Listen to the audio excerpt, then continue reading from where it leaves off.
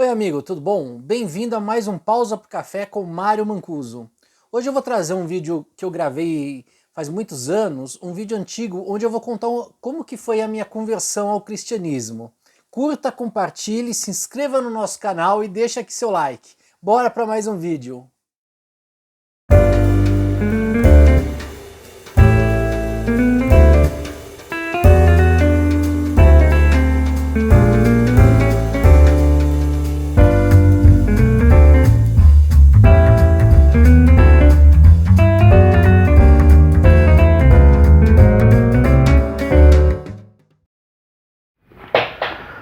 Oi pessoal, bom dia, aqui é Mário Mancuso e hoje eu queria estar falando com vocês, estar contando um pouquinho dessa minha experiência a minha conversão, né? E primeiramente queria dizer que assim, eu me converti com 44 anos, 43 na verdade, né? Foi um pouquinho antes de eu fazer aniversário, foi em janeiro de 2019 e foi uma vida, assim, uma coisa que mudou totalmente. Queria contar um pouquinho como é que foi a minha história de conversão, né? Eu nasci num lar católico, fui criado no lar católico, fui batizado, fiz primeira comunhão, fiz crisma, mas muito cedo eu me desviei da minha crença católica, eu me desviei da minha vida religiosa, porque, primeiro que eu acho que, assim, tem algumas coisas que não havia um empenho, não havia uma seriedade uma força, aquela história do católico não praticante, né? Que eu sempre achei uma coisa um pouco complicada, porque não existe você ter uma religião ser não praticante, né? Ou você é ou você não é, não existe não praticante, não existe outras religiões, um judeu não praticante, um islâmico não praticante, e também não tem um crente não praticante, ou seja, ou você exerce a sua profissão de fé ou você não exerce, né? Mas o fato é que eu cresci num lar católico e muito cedo, mais ou menos com uns 18, 19 anos, talvez menos, uns 16, não sei, eu me afastei do catolicismo por causa de um fato que aconteceu uma vez na igreja, um problema que teve, não vou entrar no caso, mas isso me afastou bastante e eu passei a ter uma visão muito ruim sobre religião, né? Eu achava que religião era fraqueza, achava que tinha uma ideia distorcida de quem era Deus, tinha uma ideia bastante distorcida de quem era Jesus, e eu fui muito para o caminho da filosofia, comecei a me apaixonar pela filosofia, pelo conhecimento, pelas ciências. Passei muitos dissabores na vida, tive uma fase bem complicada, envolvendo bebida, essas coisas, ainda na mocidade, né, meus 20 e poucos anos, e isso me afastou bastante, isso não me trouxe para a religião, isso pelo contrário me afastou, né. Posso dizer que sempre acreditei em Deus, acreditei mais que existia uma força superior, né, e uma consciência, então eu tinha uma noção de Deus. Já Jesus Cristo, eu tinha um pouco de ressalvas, né? Eu era muito encantado pelas teorias antropológicas, pelas teorias aqueles cientistas lá que verificam aquelas coisas antigas, paleontólogos, historiadores, todas essas coisas, e eu achava legal, e eu ficava imaginando que não, a Bíblia é tudo invenção, e é tudo simbolismo, e nada daquilo é verdade, né? E eu não tinha conhecimento nenhum. Bom, passaram-se muitos anos e dentro desses anos eu mergulhei fundo, mergulhei de cabeça na iniquidade, no pecado, e não um pecado assim condenável pela sociedade, uma coisa do tipo eu roubei, eu matei, não, nada do tipo, foram coisas normais do mundo, né? Bebida, sexo, pensar pela carne, viver pelo desejo. Eu sempre procurei ser uma pessoa moralmente correta, mas nunca nada que se aproximasse dos mandamentos de Deus ou do Evangelho de Cristo. Eu vivia pela carne. e cometi muitos erros. Eu não atribuo todas as minhas dificuldades na vida, porque por um lado eu tive uma vida que eu tenho muitas coisas a agradecer a Deus, porque Deus nunca se afastou de mim, mesmo eu tendo afastado dele, né? Ele nunca se afastou de mim, e eu nunca tive grandes dificuldades, não passei por nenhuma grande doença, nunca tive doença nenhuma, para falar a verdade, nunca passei por uma violência, por uma coisa, tive perdas comuns, familiares, parentes meus que morreram, mas já estavam muito velhos, né? Então acredito que sejam fatos normais, tive outras dificuldades, muitos perrengues financeiros, né? Muitas dificuldades financeiras, mas eu acho que muitas dessas dificuldades elas foram causadas única e exclusivamente por mim, ou seja, são consequências dos meus atos, né? Elas têm relação direta com a minha competência e com o meu modo de agir durante toda a minha vida. Fato é que em 2018 eu comecei a namorar uma moça que era crente, né? E eu era espírita, eu frequentava Umbanda. Ia em terreiro, participava de gira de esquerda, inclusive, que tem Exu, Pombagira, essas coisas, já fiz despacho, né? Eu guardo grande arrependimento. E aí, um dia ela falou que ela era crente, eu perguntei, como é que é esse negócio de igreja? E a primeira reação dela foi assim, olha, eu não vou te falar porque você vai tirar sarro da minha cara. Porque existe um preconceito muito grande com crente, né? Eu compreendo totalmente a posição dela, né? E eu falei, não, me explica, eu quero saber, quero conhecer melhor. E o fato que ela foi me falando, ela foi contando a história dela, uma história muito bonita, ela foi a primeira a se converter na família, se converteu com 17 anos e com muitas dificuldades, muita luta, ela conseguiu levar toda a família dela a se converter também, né? E foi bem interessante. Isso foi passando, né? Eu conheci a igreja Monte Sião do pastor Tel Hayashi. E eu fui num culto, me sentindo, foi a primeira vez que eu fui num culto crente. Fazia muitos anos que eu não ia em igreja nenhuma. E olha, eu já fui no budismo, já pensei no judaísmo, mas eu estudei num bairro de Genópolis, em São Paulo, que é um bairro judeu, e não rolou. Nunca pensei em ser islâmico. Gostei do espiritismo, da lógica racional, científica do espiritismo, me deixei seduzir, embora questionava muitas coisas, e até por isso acho que eu fui para Umbanda, porque era uma coisa mais direta, não sei dizer. E quando eu fui nesse culto da Monte Sião, eu achei estranho, um lugar muito grande, né? Você começa a reparar, fazer 1000 comentários, começa a falar muitas coisas, né? A Monte Sião, ela é uma igreja um pouco diferente do que a gente tem a ideia de igrejas evangélicas, porque ela é frequentada por um público um pouco mais abastado, né? Ou seja, uma situação financeira melhor, que isso não tem nada a ver, porque rico e pobre creem em Deus da mesma forma. Instalações muito boas, não é aquele pessoal, as mulheres com aqueles vestidos horríveis, compridões, sem decote nenhum, e os homens com aqueles ternos baratos, com a Bíblia debaixo do braço. Então, assim, era muito diferente do estereótipo que eu pensava, que eu imaginava na minha cabeça. Aí começou o culto, começou o louvor, né? Foi 1 hora de louvor, uma banda muito bem aparelhada. Eu sou músico, então eu reparei nisso, mas com umas músicas que eu, né? Sou roqueiro, né? E assim, fiquei. Aí começou a pregação, né?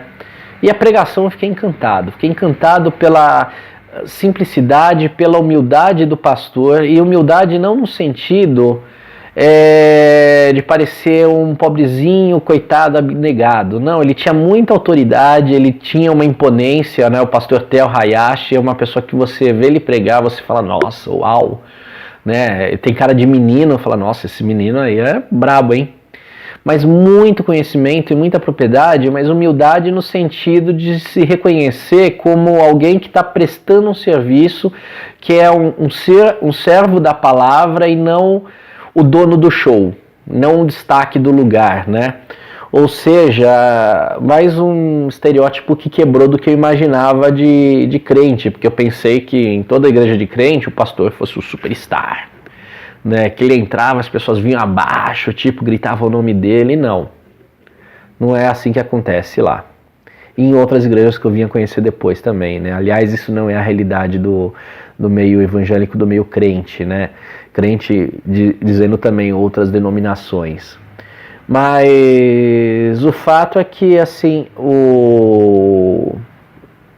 ele começou a pregar. Eu lembro que ele falou sobre Esther, né? E o tema da pregação era que você nasceu para um tempo como esse, que eu já pensei muito, como que a minha primeira experiência numa igreja evangélica foi com esse tema. E eu fico pensando, puxa, eu nasci para um tempo como esse, e tentando me encontrar.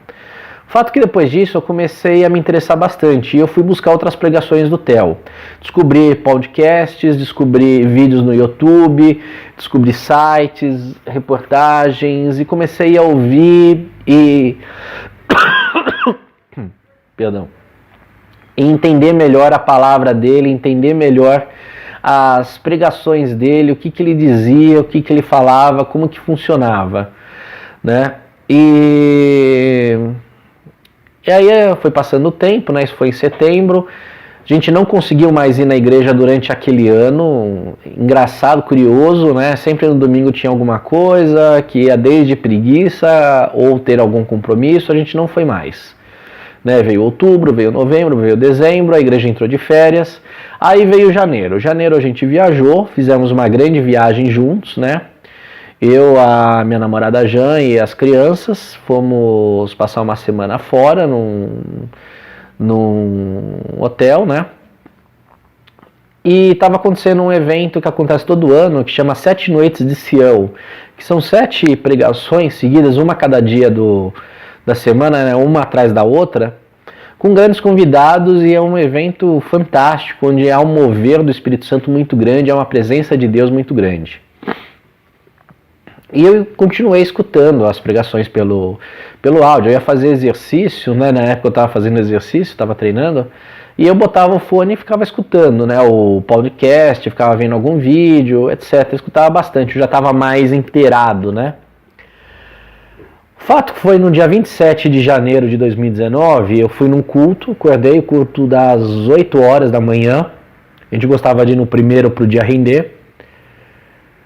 E beleza, né?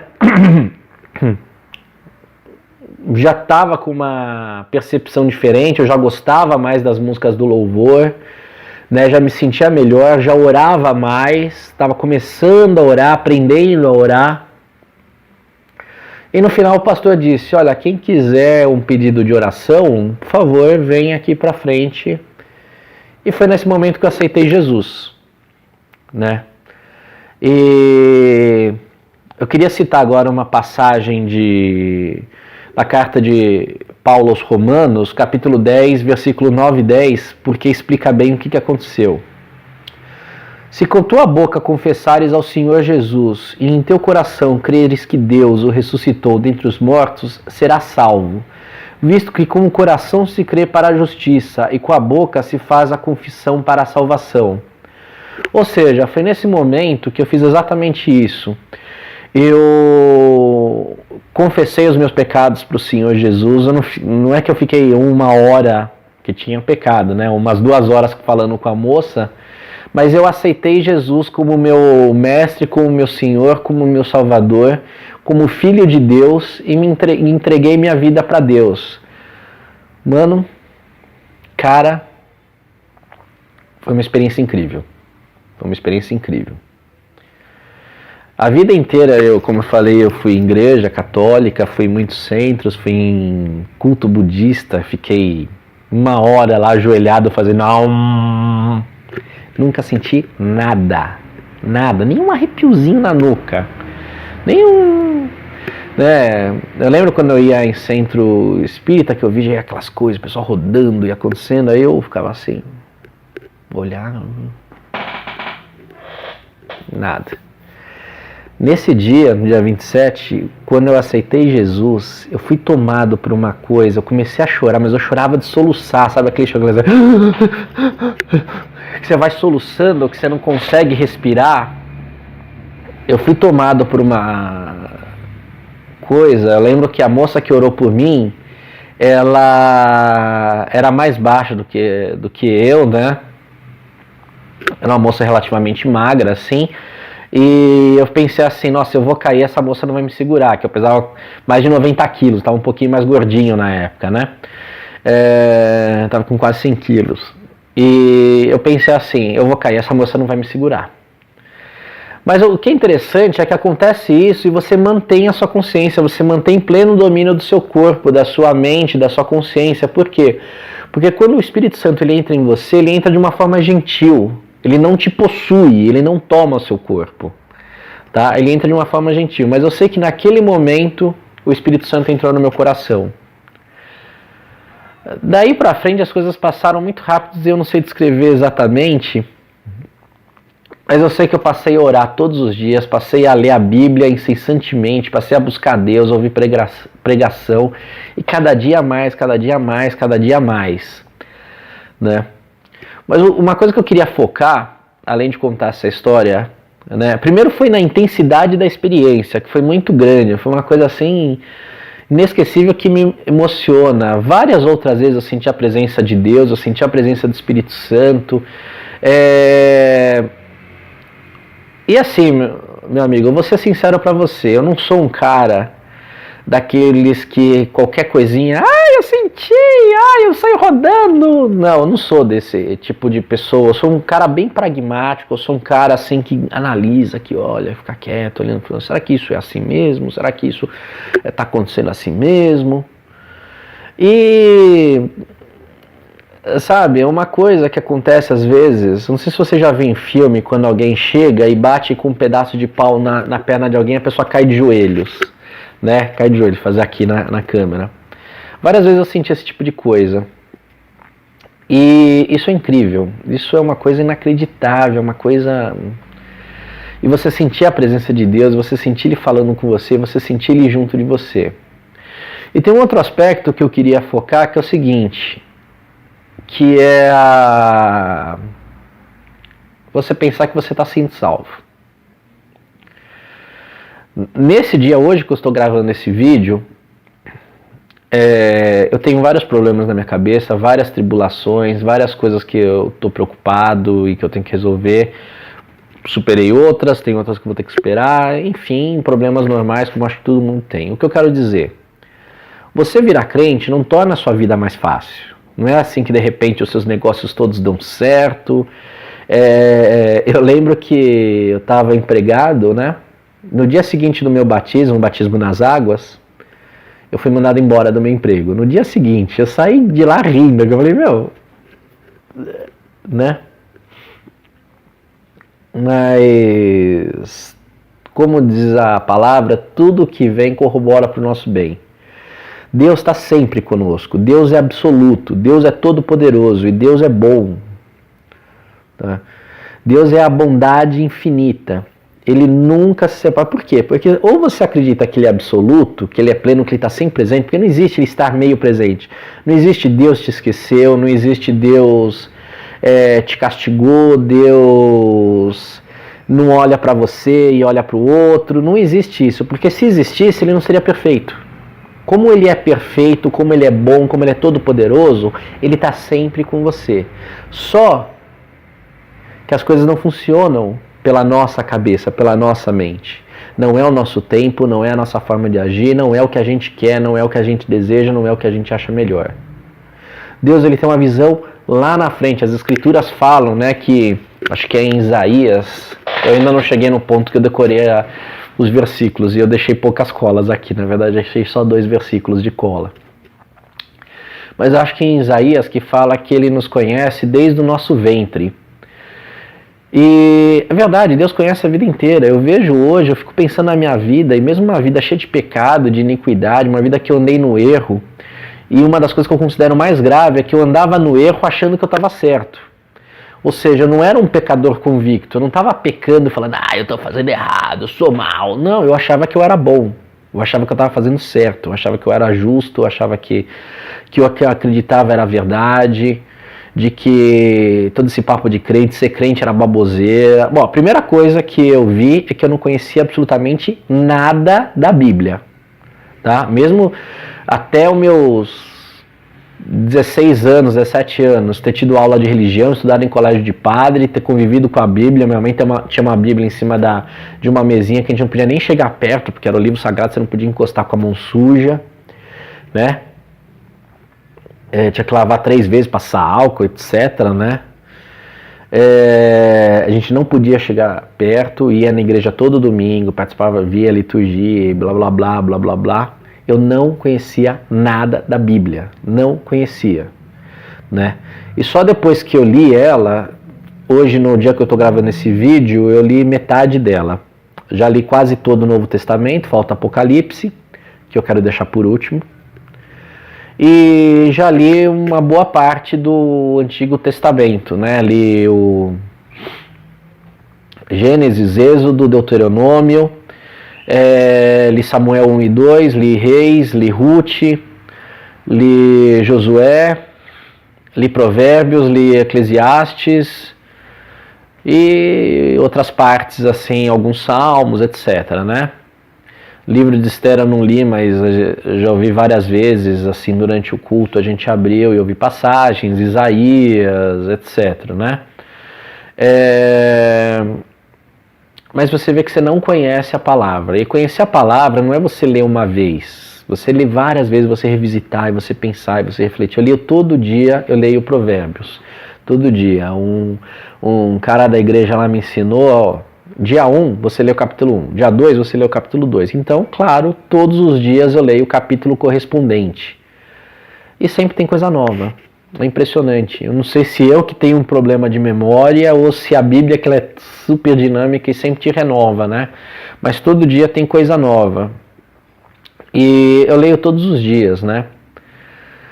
E uma coisa que eu queria falar é o seguinte, que quando você aceita Jesus, quando você é batizado no Espírito Santo, você é salvo, né? Ou seja, como dizem em Efésios, porque pela graça sois salvo, por meio da fé, e isto não vem de vós, é dom de Deus, não vem das obras, para que ninguém se glorie.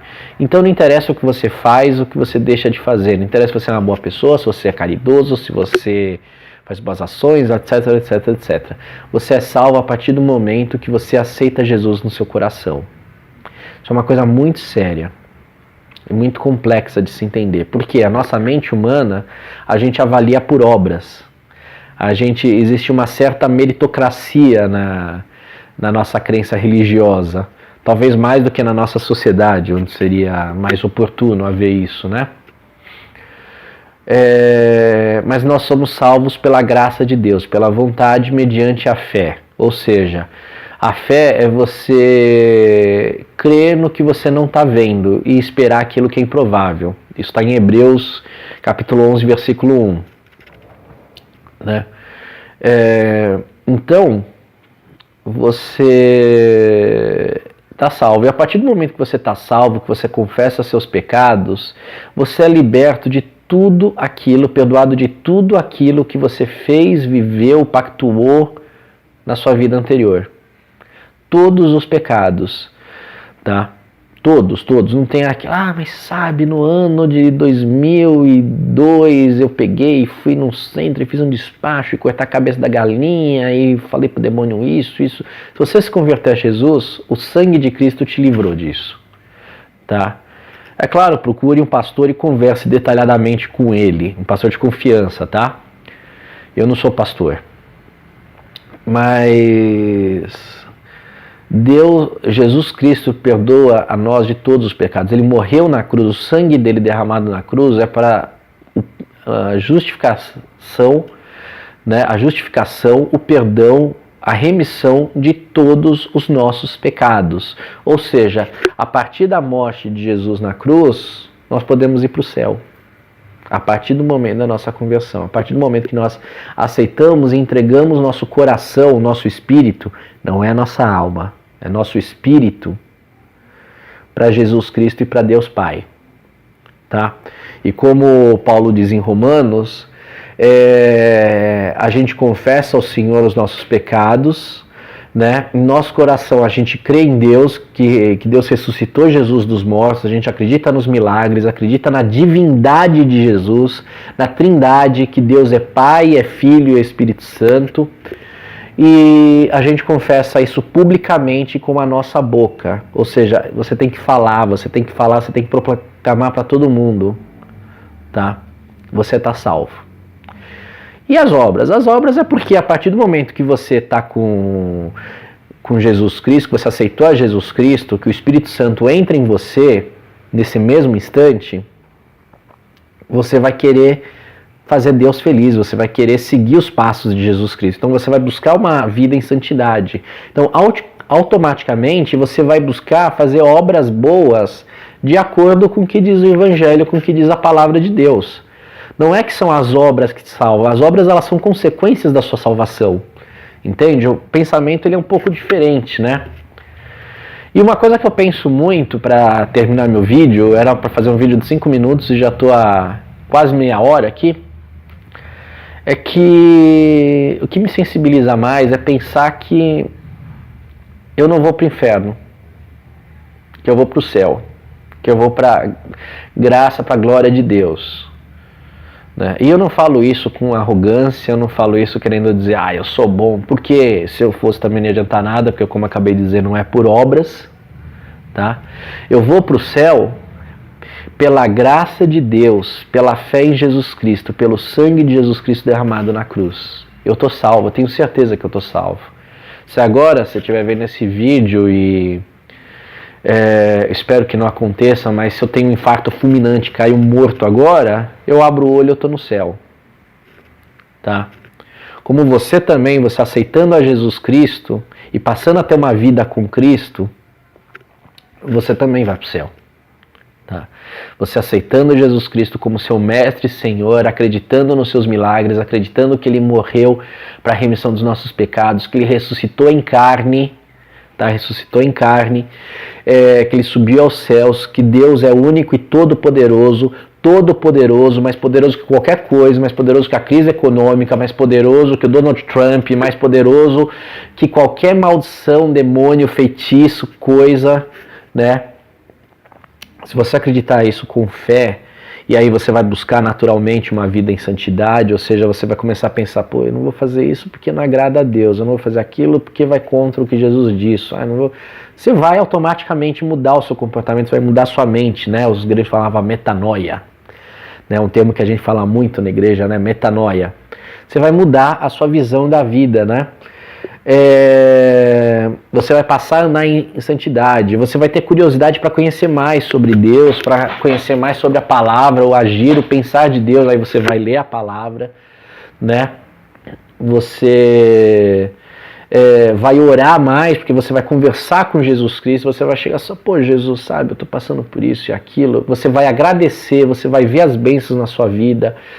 E as bênçãos, elas existem sempre, mesmo quando parecem que não existem. E a maior bênção de todas, que faz toda a diferença, ou seja, ou você tem tudo ou você não tem nada. É nesse grau de diferença. Não é uma coisa assim, melhorou. Não, ou você tem tudo ou você não tem nada. Então você poderia ser o cara mais rico, ser o Bill Gates, ser o cara mais rico do mundo.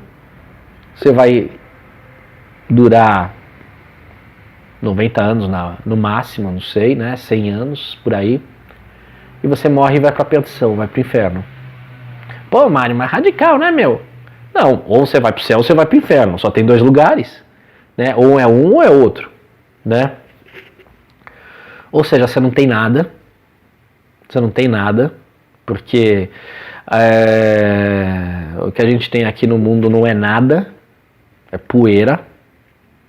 Tá, acho que está nas escrituras também em algum lugar. Ou você tem tudo, que é o quê? A vida eterna na glória de Deus. Tá? Então a gente vê a história de todos os personagens bíblicos, alguns sofreram pra caramba, alguns perderam tudo, alguns viveram, os apóstolos foram muito perseguidos, quase todos tiveram mortes horríveis, apanharam, foram presos, tal, mas eles tinham Cristo, eles tinham Jesus, e com isso eles tinham tudo, né? E você vê o otimismo, você vê a alegria deles nisso, e você sente isso quando você tem Jesus no seu coração, você tem tudo. Então, não existe. E é uma questão de você ver a vida, uma questão de você entender, de você botar a mão no coração e você querer viver por algo que é imensurável, que é eterno, que vai durar para sempre, que é verdadeiro, ou você querer viver por uma sensação passageira, por um prazer momentâneo, que é efêmero, tá? Como eu falei, ser crente não tornou minha vida mais fácil, em termos de problemas do mundo, problemas financeiros, problemas de saúde, relacionamento, pessoas que tentam te passar a perna, etc. Mas eu nunca me senti tão completo, tão feliz, tão pleno, tão vivo quanto eu me sinto hoje, depois que eu encontrei a Cristo, sabe? Eu posso te garantir, eu tinha uma vida, eu era um cara que falava mal, eu era um cara que brigava, eu era arrogante, eu me sentia assim, o dono da verdade, eu via os clientes falando, esses caras não sabem de nada, né? Eu achava que ter uma fé, que ter religião era fraqueza, eu não sabia de nada, nada, né? E hoje eu tenho tudo, porque eu tenho Jesus no meu coração.